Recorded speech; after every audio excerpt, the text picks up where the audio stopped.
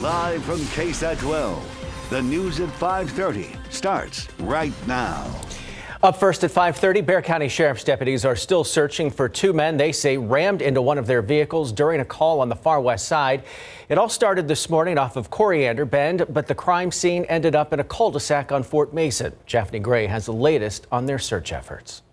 Unlike the sound of music of children playing here in this neighborhood, of course, this morning it was a different scene. We had several Bexar County Sheriff's deputies fill this cul-de-sac along with an abandoned sedan that was involved in this entire situation. Bexar County Sheriff's deputies initially got a 911 call from a frantic person asking them to send the police. When they arrived at Coriander Bend, they found three men in the front yard of a home, one of them appearing to have a head injury. At that point, Sheriff Javier Salazar says one of the men got into a black Nissan sedan and took off at a high rate of speed. During that chase, the suspect T-boned one of the deputies, deploying the airbags. The black sedan was later found here near Coal Mine Rise with extensive front-end damage. Sheriff Salazar says nearby surveillance footage showed two men getting out and running toward a wooded area. We've all been out there in the mud and in the weeds looking for these folks, myself included. And we've got a couple of canine units, we've got our drones out, but it is quite possible that they may have made it into a house by now. Sheriff Salazar went on to say that he does believe someone knows who these two men are and where they are located at this time. He's asking anyone with any information to contact BCSO. That number is 210-335-6000. No injuries were reported. On the far west side, Japhanie Gray, KSAT 12 News. Moving on now to more developing news tonight. One person dead and three others injured after a shooting on the city's south side last night. As Jonathan Cotto reports, San Antonio police still searching for those suspects. A violent night ends with a man dead, three teenagers wounded, and police searching for the suspect they say shot them. The shooting happened just after 10:30 p.m. at an apartment complex on the 6200 block of South New Braunfels. Responding officers found the 25-year-old man dead outside of the apartment, but after searching, they didn't find the suspect. Today, police tell us they are still searching for that shooter. The man killed in the shooting has not yet been identified. As for the 17-year-old girl and the 18 and 19-year-old male victims, they've been taken to area hospitals. Of course, this case is under investigation. We'll continue to update you on the development of the story as more information is made available. Reporting Jonathan Cotto, KSAT 12 News. Meanwhile, San Antonio police also investigating a domestic disturbance that led to gunfire on the north side. This all happening around 10:30 last night at an apartment complex in the 17,200 block of Chavano Road. SAPD says when officers arrived on scene, a woman was outside with her neighbors. That woman telling officers she shot a man in self-defense. When police entered the apartment, they found a man in his 20s with several gunshot wounds. He was taken to University Hospital in critical condition. Police say the woman had clear signs of abuse and say she will not be facing any charges. Yesterday, pro-choice advocates marched in downtown in protest of the new Texas abortion law. Today, pro-life advocates wanting their voices heard. This afternoon, Life Chains SA holding a march of their own on San Pedro Avenue. Around 50 people stood together to form a human chain to promote the value of human life. Life Chains SA says they are a peaceful pro-life group who are for the protection of women and want an end to abortion.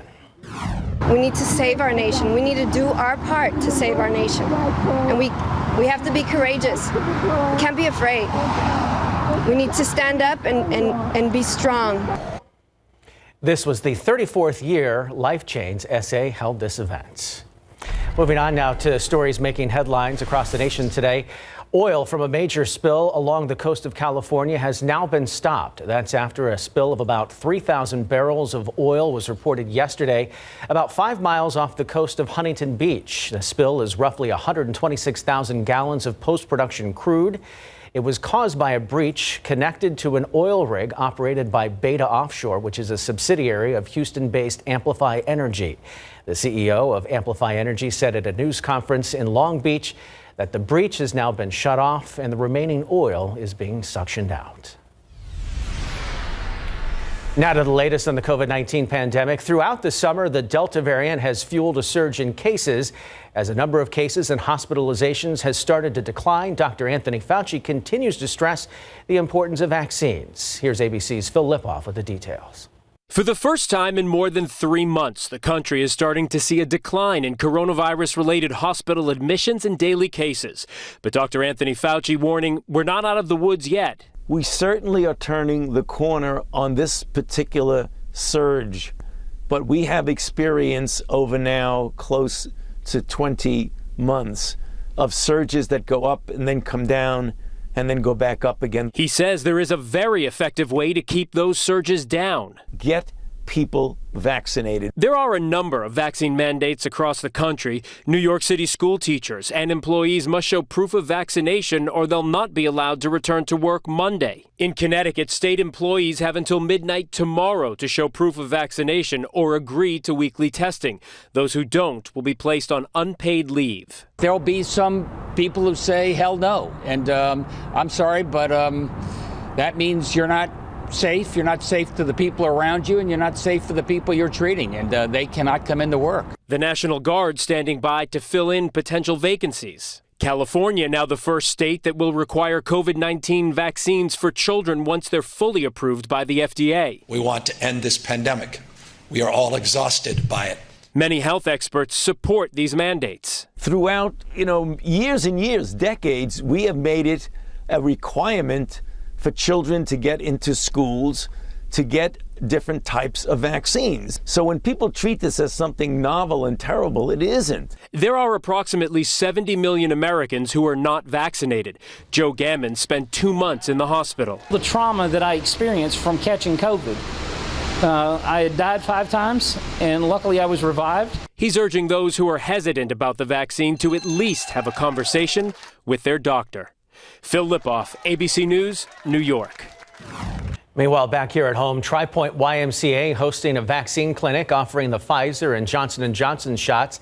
There are still plenty of vaccine clinics going on throughout the city in the month of October. If you are still looking to get your shots, just head to our website at KSAT.com. Right there, we have a full list of vaccine clinics posted for you. Still ahead on the news at 5:30, we'll have a look at one of the largest corn mazes in South Texas, now open for the fall season. That's next.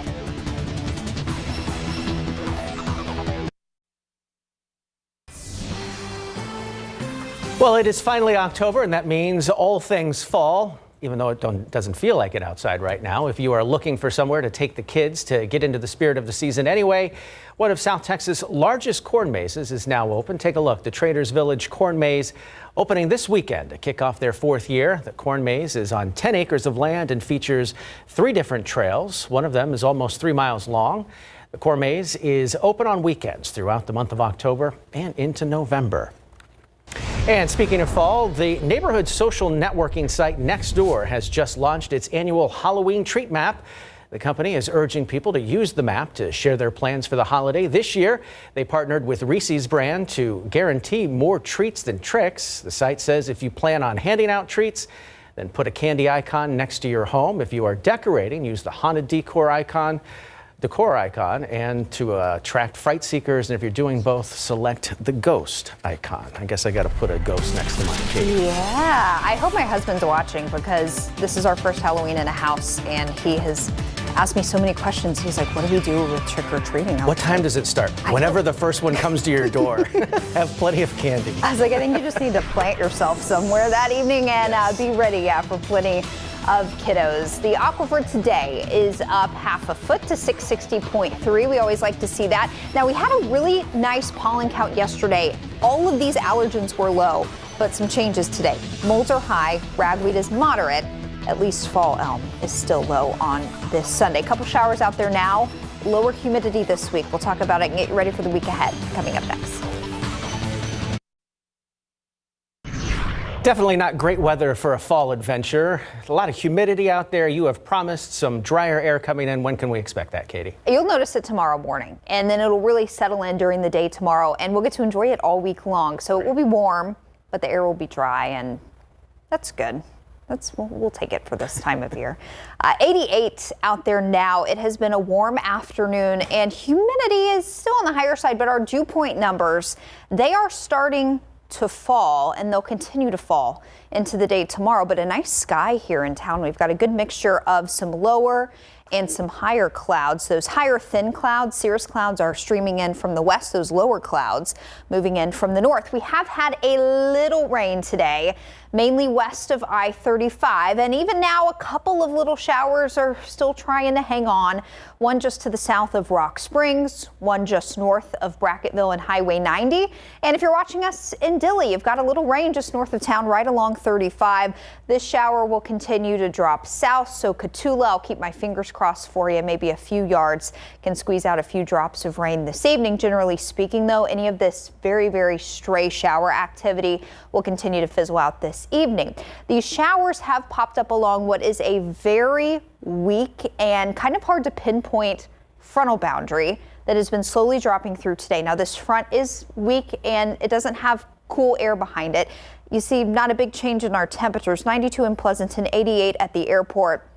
We do have some mid-80s up in the hill country, but not a big change in our temperatures. There is a slightly higher spread, though, in our dew points.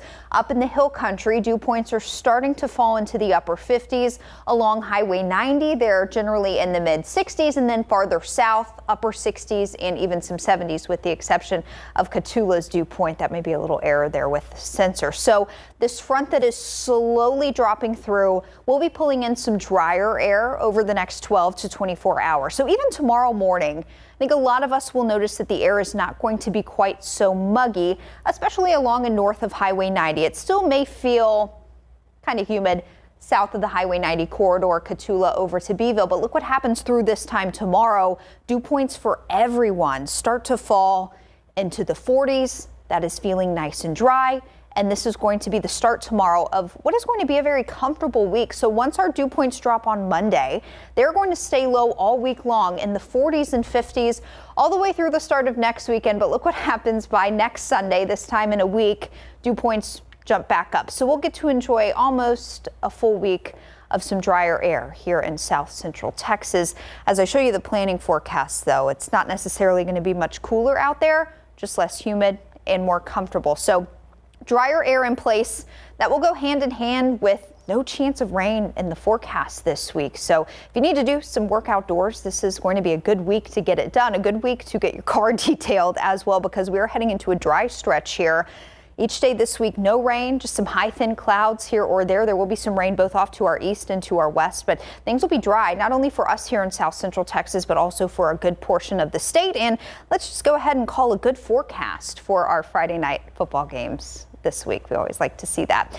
Tonight, sunset is 7:17. Temperatures will slowly drop into the 70s, partly cloudy skies becoming mostly clear late tonight. And then we'll have some of those high thin cirrus clouds in the sky tomorrow, starting off a few degrees cooler, mid 60s in the morning, then up to 90 in the afternoon. So yes, we've got warm afternoons coming this week, but keep in mind it won't be quite so muggy, and that's always a treat for us here.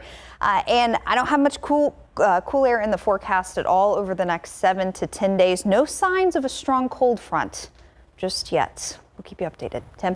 We'll hold on for that a little bit later. Thank you, Katie. All right, Andrew, Cowboys get a good win today. The Texans get shut out. Yeah, it's a little bit different than week one when the Texans won and the Cowboys lost. Both teams going in opposite directions. When we come back, we'll show you some highlights from Dallas's big win today over Carolina, how they knocked off an undefeated team and earned their third straight win, plus how the Texans did not earn their third straight win. Got that too next.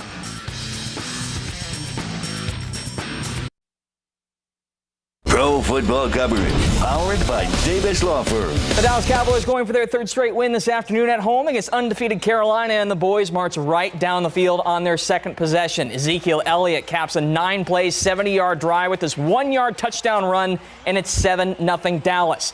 After Carolina ties it up, Big D strikes again. This time, Dak Prescott finds Blake Jarwin for the 18-yard score. They go for 2 but don't get it, so it's 13-7. Panthers answer back. Sam Darnold keeps it himself on a designed quarterback run, powering into the end zone for the 11-yard score, his second rushing touchdown of the game, and Carolina leads 14-13 at the break. Second half, Dallas's offense comes alive. Prescott lobs it up for Amari Cooper, and he's got it. Both feet in bounds. Perfect pass, perfect catch. 35-yard touchdown gives Dallas a 20-14 lead. Next Cowboys possession, offense stays hot. This time Dak slings it to Dalton Schultz for the 6-yard score. That makes it 26-14 Dallas. Carolina now looking for a response on the ensuing drive, but this pass is intercepted by Trayvon Diggs. What a season he's having. Great read on the ball, and he returns it all the way back to the Carolina 23-yard line. And 3 plays later, Dak finds Cedric Wilson, who makes a great move on the DB for the 23-yard touchdown. Cowboys blow it open 33-14. The Panthers do score a pair of touchdowns late, but the Cowboys win it 36-28 with more from Cowboy Stadium. Here's our Larry Ramirez. Yeah, thank you very much, Andrew. The Cowboys got some much-needed breathing room in the third quarter today, thanks to 3 touchdown passes from Dak Prescott and 2 interceptions by Trayvon Diggs. It was an exciting quarter for the Cowboys and their fans. I mean, player of the month. I mean, working on second month of the season. I mean, he's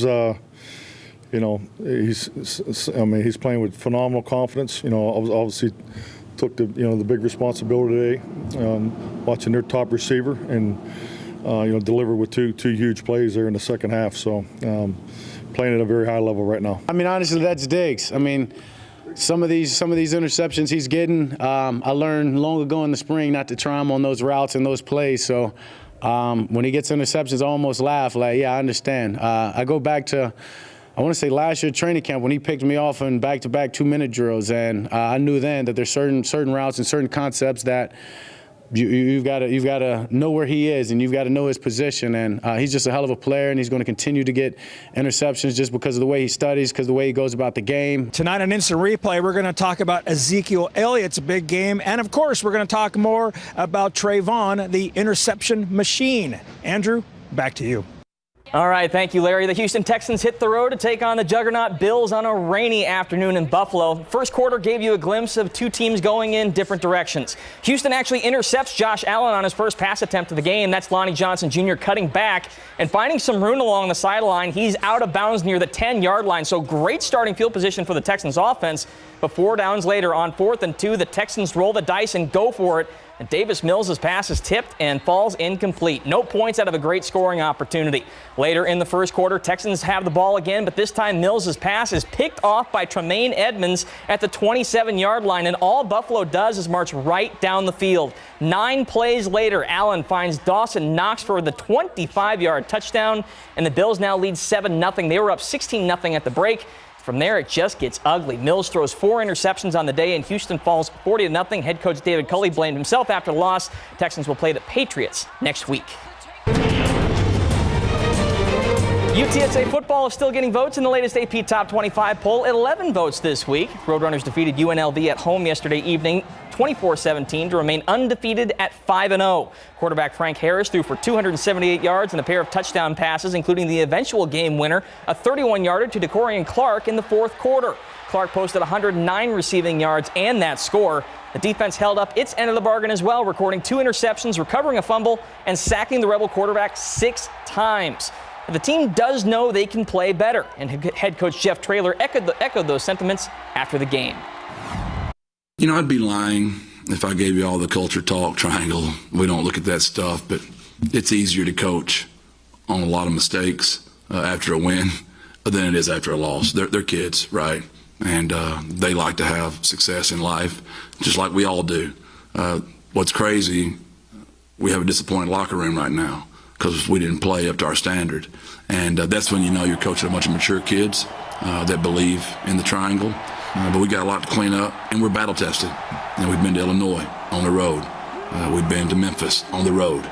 So our kids are prepared for the momentum swing, the loudness of the stadium, and we're excited. We're going to enjoy it tonight, but we're excited about conference play next week. That game he's talking about is against Western Kentucky next Saturday at 6 p.m. And Tim's favorite team, the Astros, finished the regular season today with their 2nd straight win over the A's. They will enter the MLB playoffs with home field advantage in the ALDS against the White Sox. That best-of-5 series begins this Thursday, October 7th. I know it couldn't be the Indians, Tim, but Houston is in, and the rest of the MLB better be ready. Well, congrats to them. Unfortunately, this was the last game today for my Cleveland Indians. They will now become the Guardians next year. Well, that's right. You still got the IANS at the back. That's right. They saved a little bit for us. Thank you, Andrew. We'll be right back. Quick look at the school day forecast for tomorrow. 66 in the morning, 90 in the afternoon. Yes, warm, but low humidity all day long. Not a bad day.